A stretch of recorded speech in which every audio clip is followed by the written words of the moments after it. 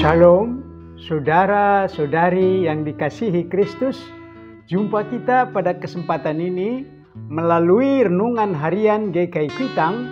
Hari ini Senin 26 Juni 2023 bersama saya Pendeta Emeritus Arti Sembiring.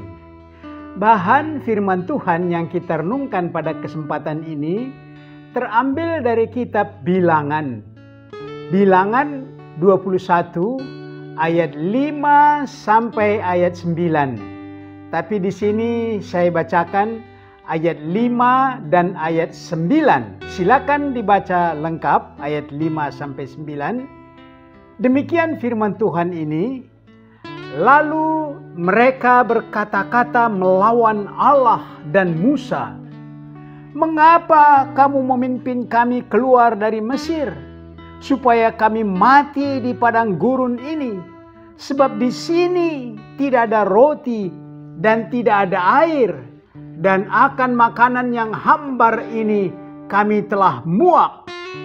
Lalu Musa membuat ular tembaga dan menaruhnya pada sebuah tiang. Maka jika seseorang dipagut ular dan ia memandang kepada ular tembaga itu, tetaplah ia hidup.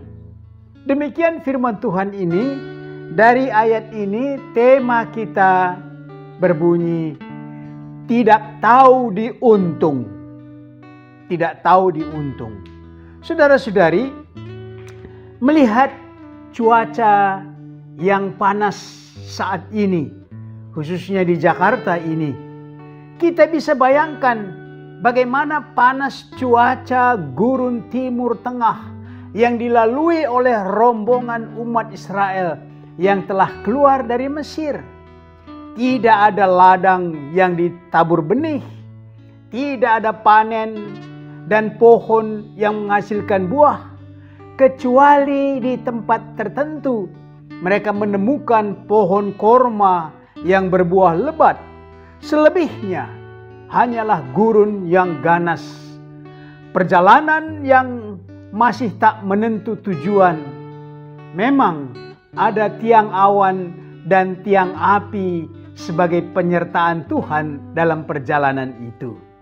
Saudara-saudara, maka tiba saatnya puncak keluhan umat itu dilontarkannya dengan nada marah kepada Musa. Mereka berkata, mengapa kamu memimpin kami keluar dari Mesir, supaya kami mati di padang gurun ini? Sebab di sini tidak ada roti dan tidak ada air, dan akan makanan yang hambar ini kami telah muak. Mereka tidak tahu diuntung. Dalam suasana keluhan ini, mereka teringat akan negeri Mesir. Walau sengsara menjadi budak, namun mereka masih bisa makan sayur, ada buah-buahan, ada ketimun, ada semangka, dan air cukup. Dengan keadaan itu, umat kehilangan pegangan, kehilangan iman, lupa mujizat Laut Tebrau yang telah menjadi jalan raya bagi mereka. Tentu Musa tidak mampu memberi mereka buah, aneka daging, atau air yang cukup. Justru Musa kewalahan. Dia takut jangan-jangan umat marah dan melempari dia dengan batu. Satu-satunya yang bisa dilakukan Musa ialah mengadu kepada Tuhan. Apa yang harus dia lakukan? Saudara-saudari, Tuhan sekali-kali tidak meninggalkan mereka. Daripada bersungut-sungut, mengapa tidak bersyukur? Hidup mereka sepenuhnya dalam genggaman tangan kasih Allah. Karena itu Tuhan menegur umat itu dengan keras. Allah mengirim ular-ular bagaikan kobra di setiap sudut, memagut, dan sudah banyak korban. Munculnya ular kobra ini menjadi teguran, dan yang mereka hadapi tidak mampu mereka singkirkan dengan apapun. Itu menyadarkan umat agar kembali kepada Tuhan, kembali percaya Ayo bersyukur dan berserah, karena sesungguhnya mereka tidak kekurangan. Semua cukup untuk penyelenggaraan hidup mereka. Walau tidak membangun lumbung gandum, tidak mengumpulkan emas dan perak sebagai keuntungan dagang, namun perjalanan menyongsong masa depan yang penuh kebahagiaan, umat yang diperbudak akan menjadi bangsa merdeka, berdaulat, memiliki tanah air. Demikian seharusnya memacu semangat mereka dan menguatkan mereka untuk menahan derita walau cukup panjang selama 40 tahun. Akhirnya umat sadar dan mereka kembali menghadap Musa, memohon agar ular yang menakutkan itu disingkirkan. Atas nasihat Tuhan, Musa membuat patung ular dari tembaga, ditaruh di sebuah tiang, supaya setiap orang yang melihat ular tembaga itu, maka ular yang mengancam mereka, yang memagut mereka, pergi dan pagutan ular itu sembuh.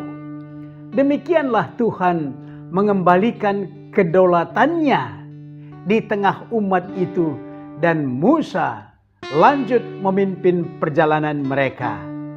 Mari saudara-saudara, kita aplikasikan renungan ini dengan pokok berikut. Pertama, melihat patung ular tembaga, maka ular-ular yang mengancam dan gigitan ular kobra sembuh.